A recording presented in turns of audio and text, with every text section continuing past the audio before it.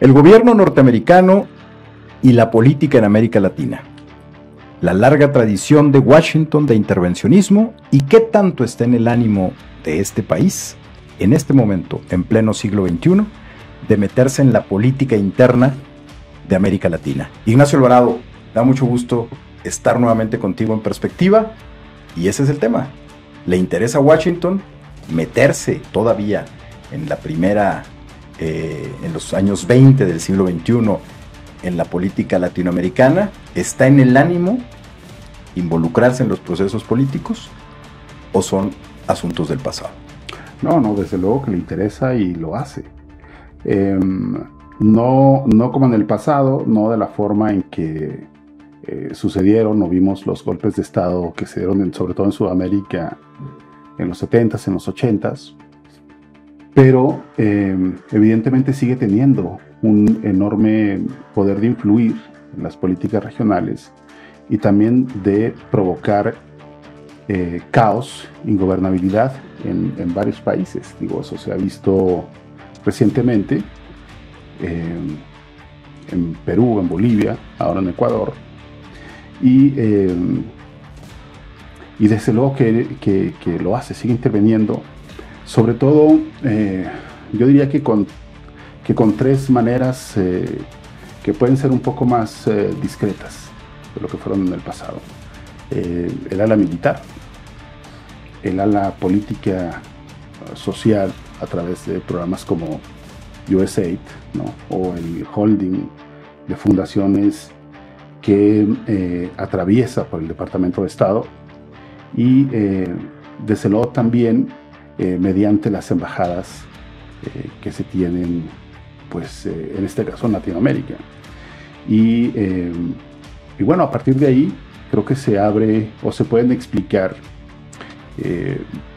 estas formas diversificadas, digamos, de intervenir o de influir o tratar de influir en las dinámicas políticas electorales de cada país, ¿no? Luego del atentado contra el candidato a la presidencia en Ecuador, se reveló que algunos nombramientos de alto nivel de ese gobierno, el propio presidente Lasso lo confirmó, habían sido a petición, a recomendación, dijo él, de Washington. En ese sentido, pues vemos las formas del intervencionismo moderno. Tú bien lo dices, ya no son las formas de los años 70. Las formas han cambiado y son más sutiles en algunos casos. Pero, ¿cuáles son las formas de la intervención? ¿Cuáles son las formas que tú has detectado en los últimos años, en las últimas 2 décadas del intervencionismo norteamericano? ¿Y en función de qué criterios? ¿Siguen siendo los mismos criterios? ¿Ya no son los mismos criterios? Evidentemente los objetivos son totalmente diferentes a los objetivos que tenían en los años 70, aunque la presencia de Rusia y China en América Latina nos vuelve un poco a los 70, cuando el comunismo era el tema central del intervencionismo norteamericano. Pareciera que ahora, con la influencia que ha adquirido sobre todo China en el ámbito comercial, y Rusia, que no termina de irse de algunos países, es decir, su influencia no termina de irse de algunos países latinoamericanos, pareciera que los políticos, los halcones de Washington, están todavía con la mirada fija en algunos de los países, en los procesos políticos de América Latina. Pero ¿cuáles son los procesos que les interesan a los norteamericanos como para intervenir, ya sea sutil o de manera encubierta, de manera burda, en los procesos políticos? ¿Qué es lo que tú crees, con base en la información que de pronto tenemos, como el caso de Ecuador, en donde es evidente que interviene por un lado en los nombramientos de políticos de alto nivel en ese gobierno, y que no sabemos qué fue lo que ocurrió realmente. Se le atribuyó al narcotráfico el atentado, pero hay muchas dudas respecto a qué fue lo que ocurrió, dónde se originó esa decisión para atentar contra el candidato a la presidencia. Pero bueno, ¿cómo ves el tema central de qué es lo que le interesa a Washington en este momento para llevarlo a intervenir en la política interior de un país? Bueno, hablamos en el programa anterior de cómo se logra imponer una narrativa del narco desde Argentina hasta México, ¿no? Y desde luego Ecuador no escapó de esa lógica. Pero decíamos también que había que analizar los contextos que ocurren, pues en este caso concreto, en ese país, para tratar de abrir también el análisis hacia otros factores que no necesariamente competen a esto que se ha dado por llamar también de la mexicanización de la violencia en América Latina. Entonces yo hablaría concretamente del enorme paraguas de influencia que tienen para la región el Comando Sur y el Comando Norte, que forman parte de este comando unificado que Estados Unidos extiende sobre 9 regiones del país y que nace de una iniciativa del Departamento de Defensa tras la Segunda Guerra Mundial, ¿no? Entonces, para el caso concreto de Latinoamérica, la justificación de estos comandos o la inclusión de México para el Comando Norte y del resto del continente Centro y Sudamérica para el Comando Sur es la lucha contra el narcotráfico y el fortalecimiento de los sistemas de seguridad. Pero pues en los hechos no es más que un avance político, simbólico, que comienza a ejercer o digamos a manipular en ciertas acciones en estos países, sobre todo en aquellos regímenes antiestadounidenses, ¿no? Se vio, me parece, con claridad en el caso de Bolivia o en el caso de Perú, donde hay un par de golpes de Estado, en donde los ministerios de defensa no intervinieron, crearon un vacío, ¿no? Para que se consumaran ambas acciones. Y esto nos habla del poder de influencia que tiene el Comando Sur con los cuerpos militares de cada una de estas naciones latinoamericanas. Se vio también cuando el caso de Dilma Rousseff en Brasil, y bueno, ya no hay necesidad de estas intervenciones violentas del ala militar, sino que se abren estos vacíos, y eso sin duda corresponde a estos vasos comunicantes, estas capacidades de influir de, en este caso, el Departamento de Defensa de los Estados Unidos, que desde luego representan o cobijan intereses no solamente del gobierno en sí, sino de los grandes capitales que sostienen este sistema también. Ha cambiado, fíjate, esto último que dices me parece muy importante, porque lo que veíamos en los años 70, que era una política exterior de Washington relacionada con América Latina, en donde había una prioridad en el contexto de pues lo que deja la Guerra Fría, de pelear dentro de este vasto territorio latinoamericano contra el comunismo, y a partir de ese criterio pues se basaba la política exterior de Estados Unidos en esta región del continente. Ha cambiado mucho, sobre todo el interés primordial que tienen ahora. Pareciera que el interés comercial, o más bien el interés comercial, convierte la política norteamericana en la base de su criterio para la intervención en caso de que esto suceda, o para la diplomacia en los países de América Latina. Los grandes fondos de inversión, tú lo decías hace un momento, los grandes capitales, son los que tienen ahora los intereses centrales en los países de América Latina, son los que tienen intereses muy concretos en la extracción, en la extracción de materias primas, en el ciclo comercial, en la inversión de grandes empresas. Y en función de esos intereses se mueve Washington. En función de qué tanto se afecte a uno de estos grandes corporativos en territorio de uno de estos países latinoamericanos, es en función en el que va a ir la política exterior hacia el continente. En ese sentido, los procesos electorales que en este momento están en desarrollo, como lo es Ecuador, que ya comentábamos lo que ocurrió con el atentado al candidato a la presidencia, también lo vemos en Argentina, que si bien es un país con muchos problemas económicos, con un caos administrativo, con un caos en el sector económico, con una inflación que rebasa el 100%, en fin, hay un candidato que de pronto sorprende, obtiene un porcentaje importante de votación, que logra ganar la primera vuelta electoral, y que es un tipo muy cercano a las políticas de los 80, que desde los Estados Unidos y Londres se enarbolaba, que era un liberalismo económico encabezado por Milton Friedman, un personaje que, por cierto, estuvo en Chile en los años 70 asesorando a Pinochet en su política económica, una política económica liberal muy parecida a la que quiere encabezar Milei en Argentina. Tú, este panorama, en función de lo que está pasando en Ecuador, de lo que está pasando en Argentina, tú mencionabas en algún momento lo que está pasando en Chile, en donde pareciera que no le sale a Boric su política económica, su política social, hay mucha inconformidad, hay mucha resistencia. Chile es un país en el que el ala militar sigue viva, el interés del establishment militar sigue vivo.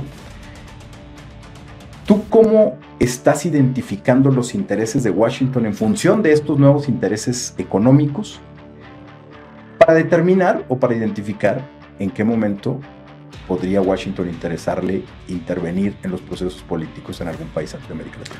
Yo no sé si hablar de intervención sea necesariamente correcto o la palabra correcta, ¿no?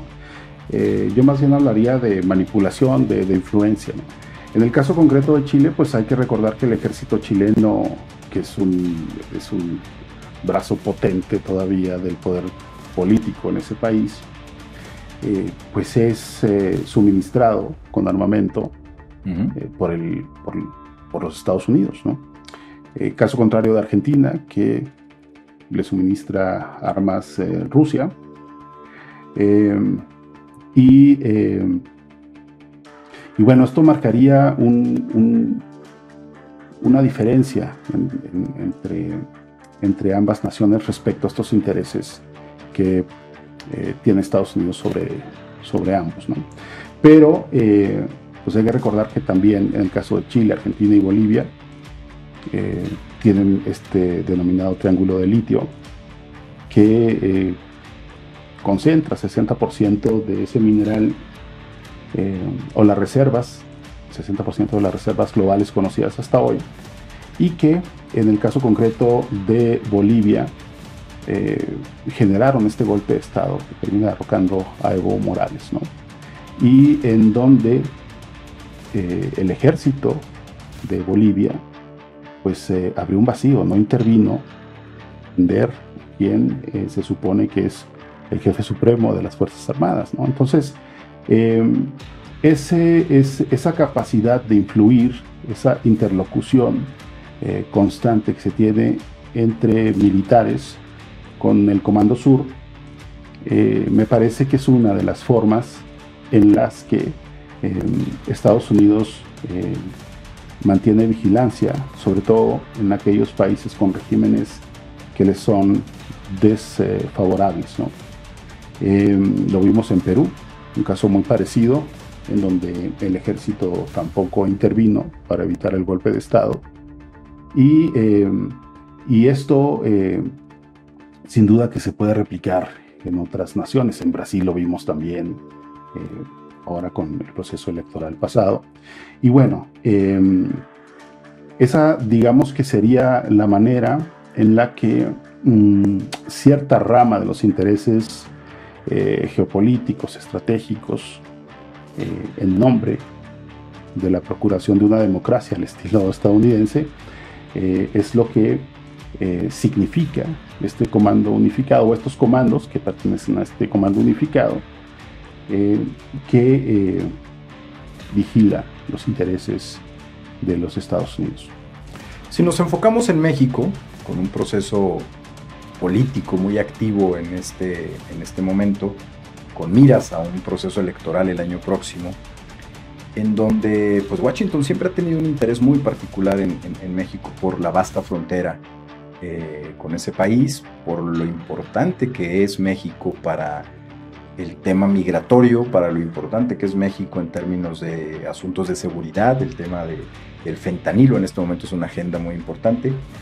El presidente mexicano va a reunirse, ya anunció que se va a reunir con Biden en la cumbre de la PEC en noviembre, luego de haberse reunido de manera constante con funcionarios de alto nivel de ese gobierno para tratar el tema migratorio, para tratar el tema del fentanilo. El tema de la intervención, me parece que tienes razón, es un asunto de influencia, aunque de pronto cuando Washington decide tomar medidas más drásticas respecto a la política en un país, pues hay un claro intervencionismo, pero no es la constante, pareciera, hasta ahora. Pero esa influencia de Washington respecto a México, ¿tú detectas señales de influencia o de intentos de influir en el proceso político electoral en México?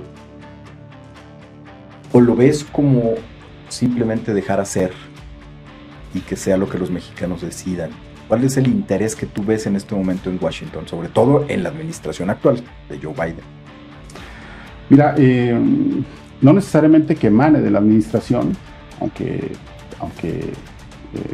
de portavoces o de algunos funcionarios de primer nivel se ha dado o se ha manifestado. El tema del fentanilo saltó a la escena política, ¿no? En el contexto de los procesos electorales que van a vivir cada uno de los dos países. Y bueno, mira, he recorrido Tijuana, he recorrido Ciudad Juárez, que son dos de los puntos neurálgicos en el consumo de fentanilo, dicho esto por las autoridades. Y no hay ni de cerca lo que sí atestigué, por ejemplo, en Los Ángeles, con una cantidad enorme de adictos al fentanilo. Es algo que no se ve en las calles de Ciudad Juárez ni en los barrios bajos, platicando con vendedores de cristal, platicando con autoridades policíacas, tanto del Estado como de la Federación. Todo el mundo habla de fentanilo, pero en realidad no se ve. Y no se ven los efectos del consumo de fentanilo, ¿no? Sin embargo, la insistencia de políticos republicanos, sobre todo, fustigando con el tema del fentanilo, y el presidente López Obrador negando que incluso se produzca aquí fentanilo,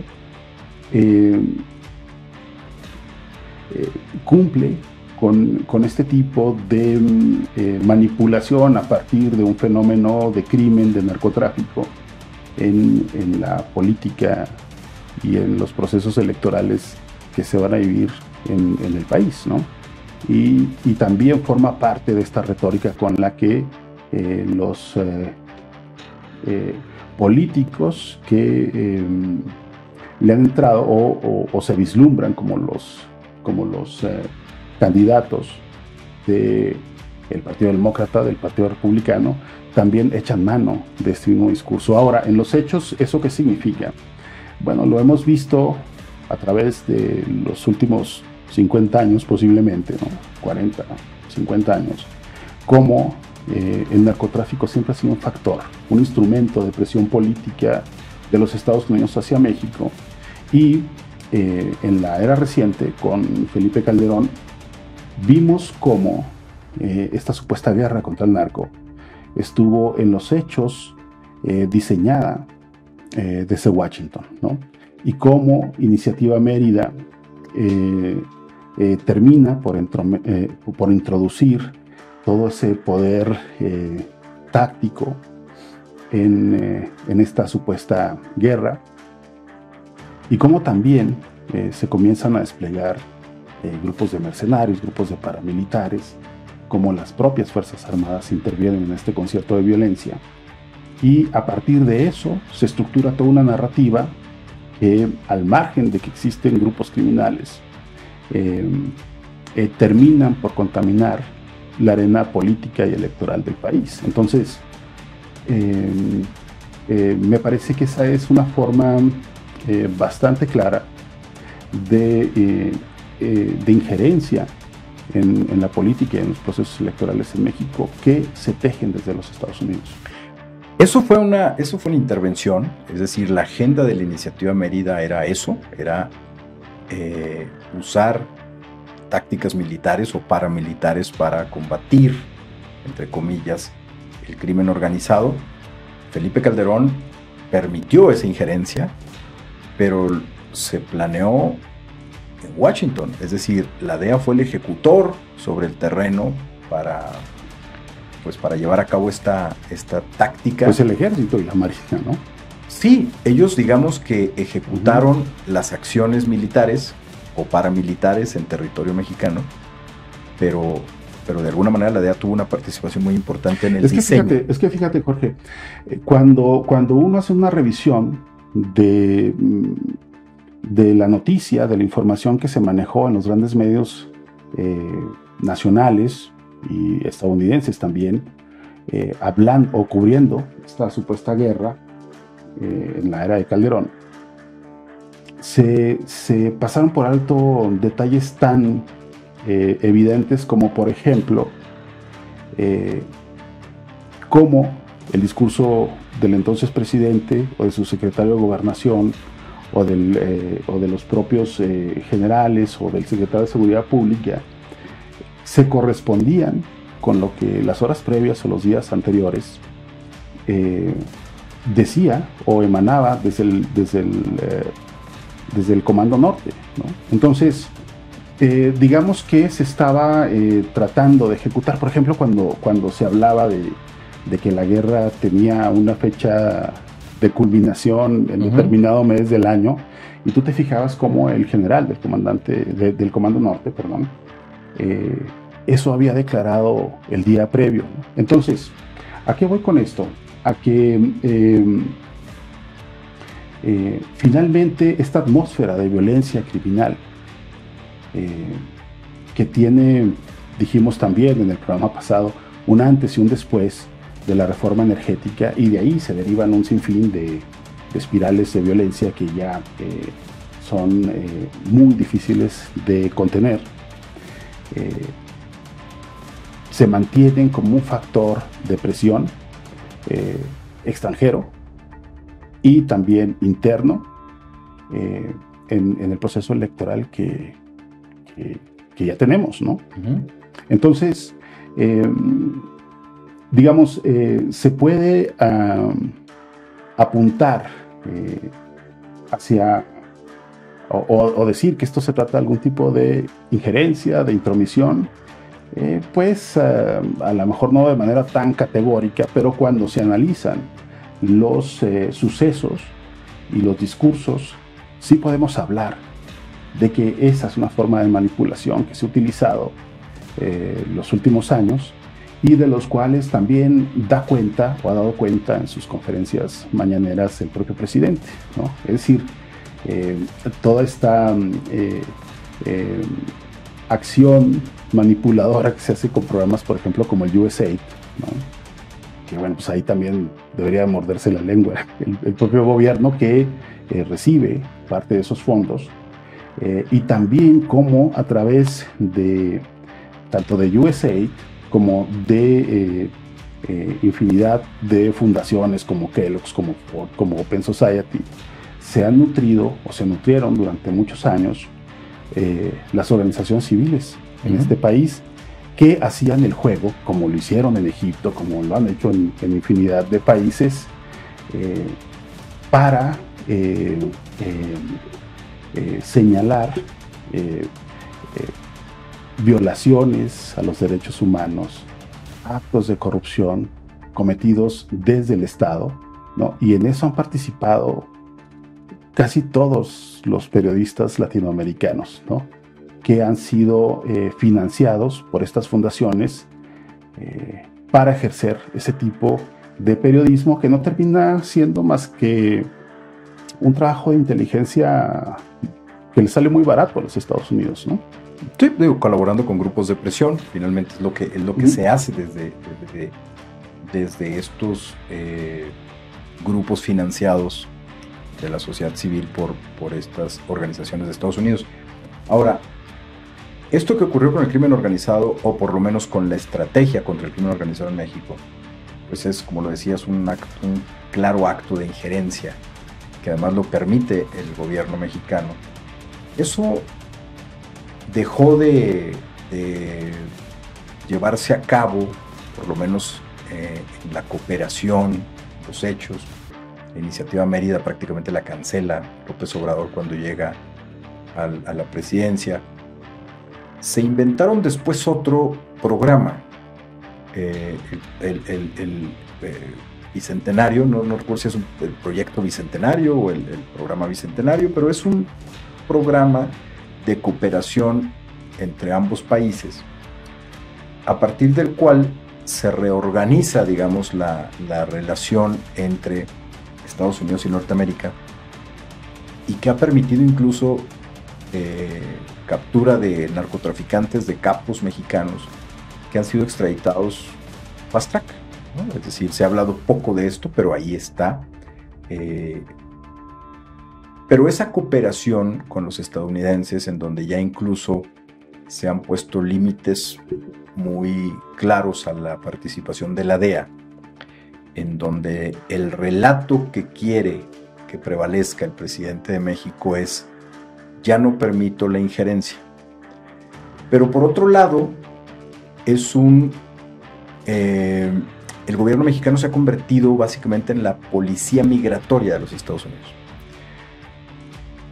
¿Cómo estás observando esta nueva cooperación entre un presidente como López Obrador y una administración como la de Joe Biden, presionada a su vez por los republicanos en el Congreso, para que lleven a México a otra guerra contra el crimen organizado y para que lleven a México a una política antiinmigrante cada vez más ruda, cada vez más fuerte, cada vez más agresiva? Eso de alguna manera es injerencia diplomática, pero al final es injerencia. ¿Qué tanto lo ha permitido México? El relato del presidente López Obrador ha sido que no lo ha permitido, pero en los hechos también las cifras nos dicen que en algunos casos muy concretos, pues sí lo ha permitido. ¿Tú cómo lo estás observando? Mira, yo no hablaría de permisibilidad, sino de una contención enorme ante una presión que ha escalado de manera extraordinaria en este sexenio. Me recuerdo hace unos 10 años haber estado en una reunión privada con una ex embajadora, no de México, de un país latinoamericano, de los Estados Unidos, y omito su nombre porque sigue siendo parte del cuerpo diplomático ahora en Europa. Pero justamente hablamos de eso, de cómo los agentes de la DEA,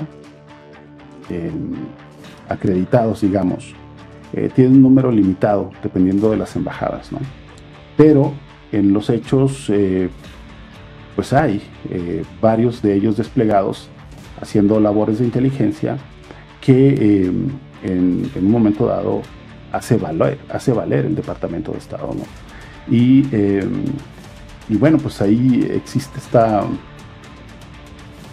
esta como dicho latinoamericano, ¿no?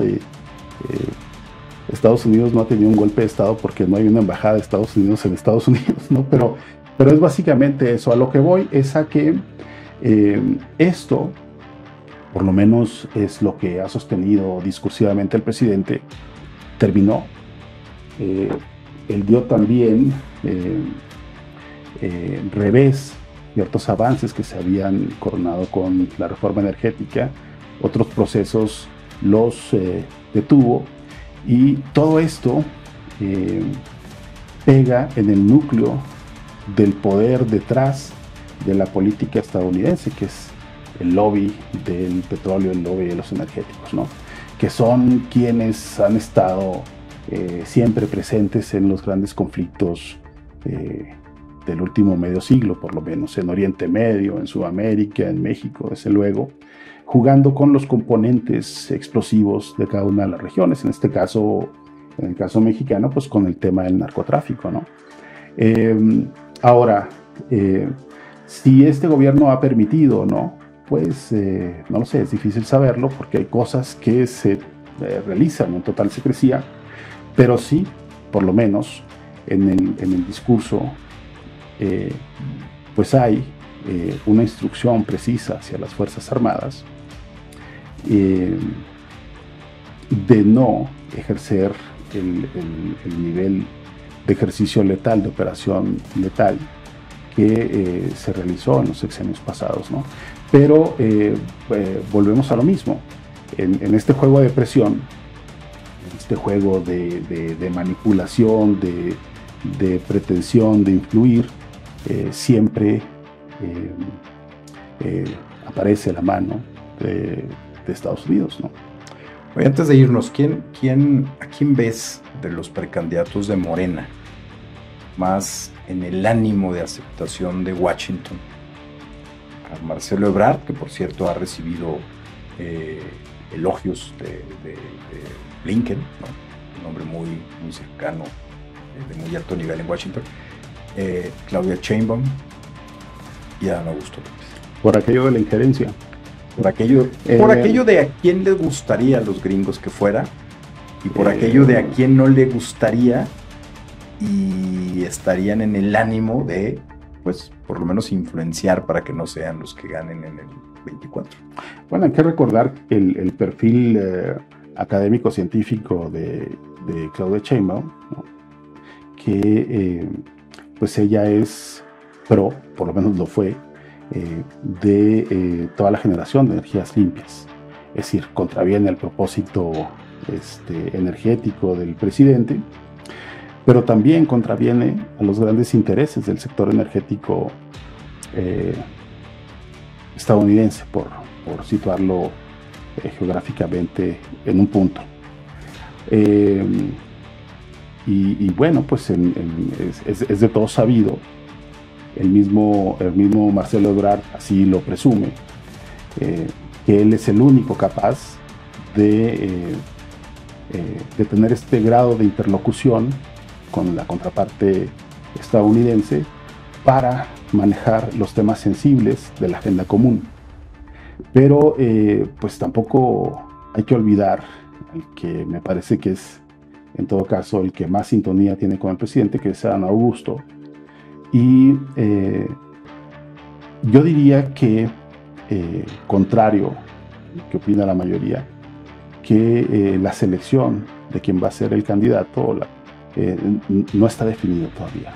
Yo soy de los que cree, a partir de